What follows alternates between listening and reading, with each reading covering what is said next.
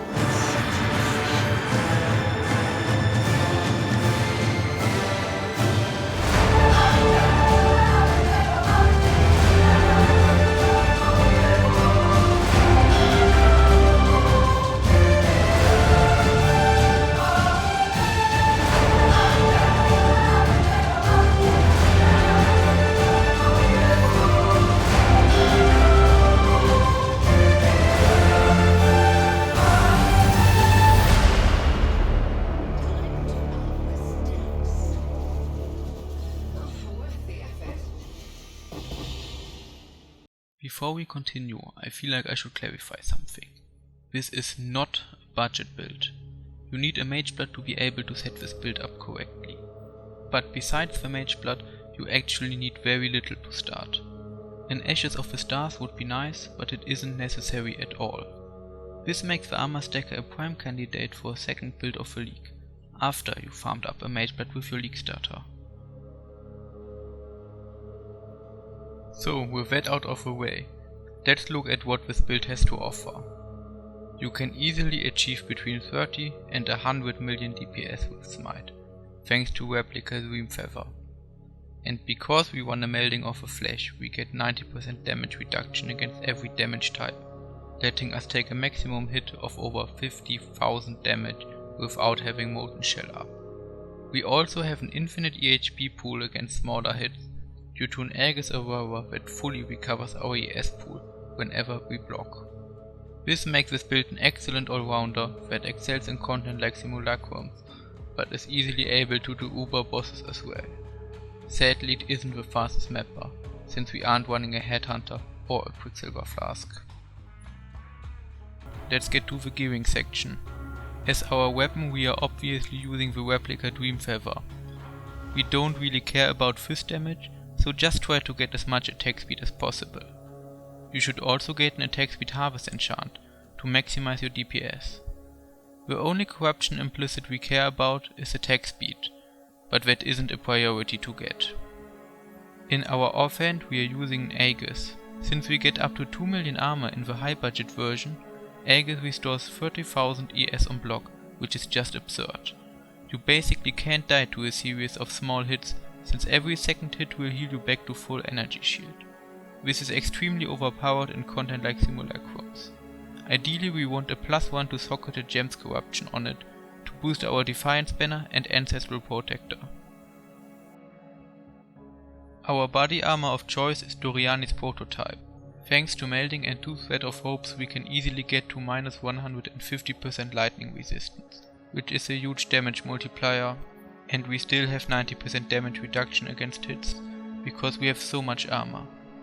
The only problem we have are lightning dots, since armor doesn't apply to them. This can make wares with the Mana Siphoner mod really dangerous, and the Shaper Beam will basically one-shot you if you get hit by it. If you can afford a corruption on a Dorianis, just go for a +2 mod. The best in slot amulet for this build is by far an Ashes of the Stars. The quality it provides is incredible in combination with alt quality auras, and it even has reservation efficiency to allow you to fit another one in. However, if you are a bit low on currency, you can also get an eternal struggle with aura effect. If you don't own any alt qualities anyway, it's actually a competitive option. The best gloves for this build are Shaper's Touch, since you get a lot of attributes from all the travel nodes you are picking up. They are also really cheap with a +2 corruption. For the boot slot we want to use March of the Legions, since they allow us to incorporate another 50% aura into the build, and they also buff it up significantly. This is why we put our best aura, Grace, in there. Try to get them with +5 to socketed auras and only 12% lightning res. If possible, a +2 corruption would be optimal.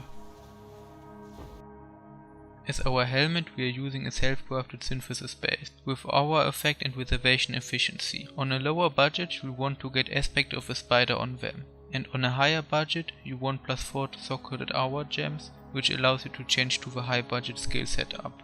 I will put out a crafting guide for these helmets in the next few days, which you should be able to see in the top right corner if I've already published it. If not, you can find written instructions on the forum post in the description.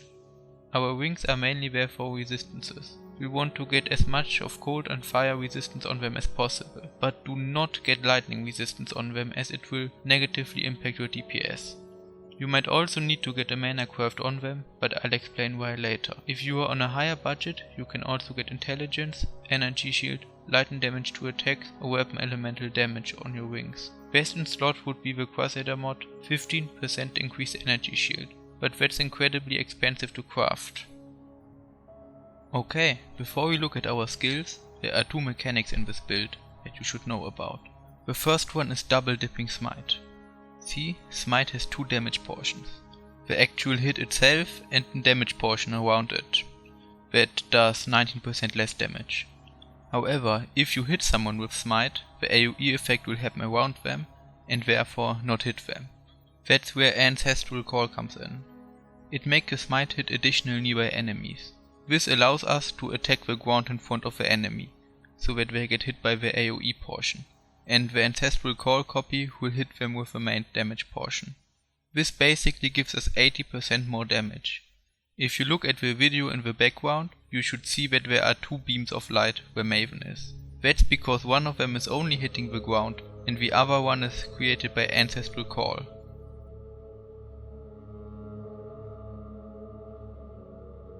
The second mechanic you should be aware of before making this build yourself is mana cost reduction.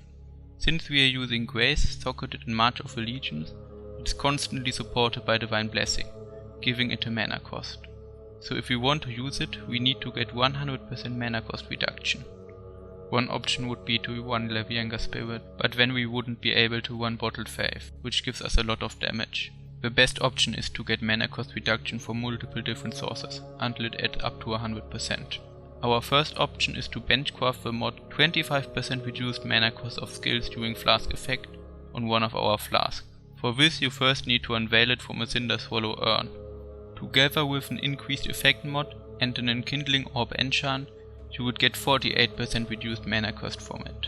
You could also get 5% reduced mana cost of skills on each wing, using the crafting bench as well.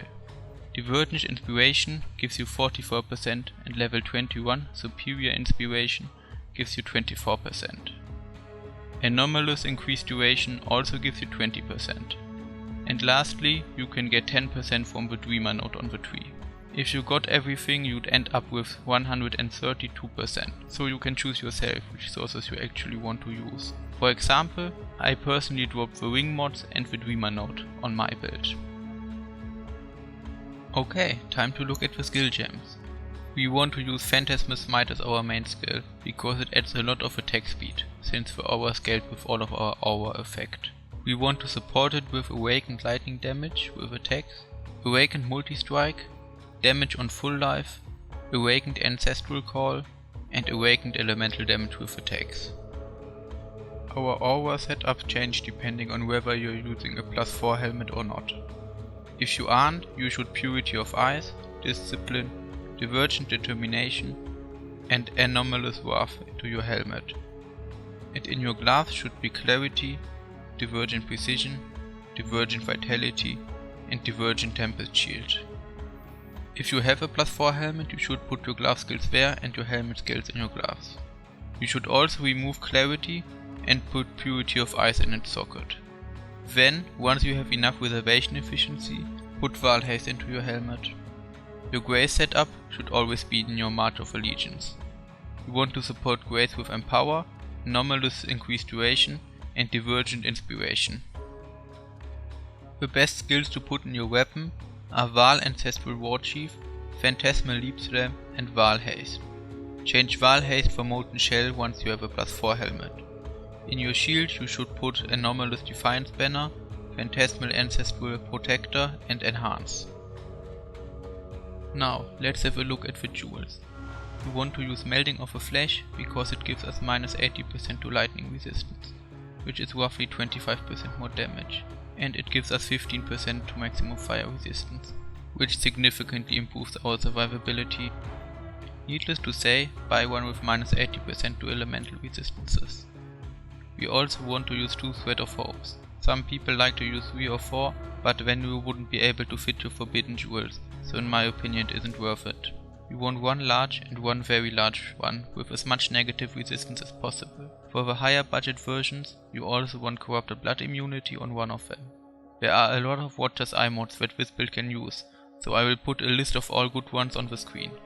Personally, I always like to get reduced critical damage taken, because it helps a lot with survivability in content where you can't avoid crit mods like Simulacrum.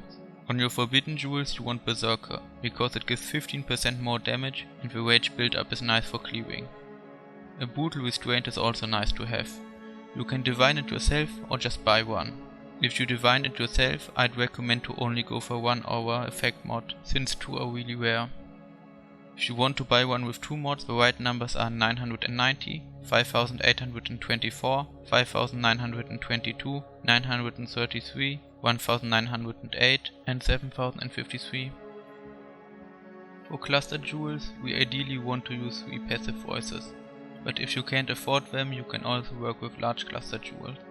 In this case you should get 2 with Snowstorm, Storm Drinker and Widespread Destruction, and 1 with Martial Prowess, Prodigious Defense and Veteran Defender. We also use as many small cluster jewels with Introspection as we can fit. You need to balance the number of 2 passive and 3 passive ones around the amount of reservation efficiency you currently have, so try your jewels in Path of Building before buying them. For the higher budget versions you may also need to get 25 or 35% increase effect on some of them. The other mods don't really matter, as long as you don't get lightning resistance. Thank you very much for watching. You can find a written guide with trade links and a bit more detail in the description. There should also be a link for PoBs that include different budgets. I'm very sorry for the audio quality, I have a real shitty microphone. Also, this is my first real video, so any constructive criticism is very welcome. Have a good day.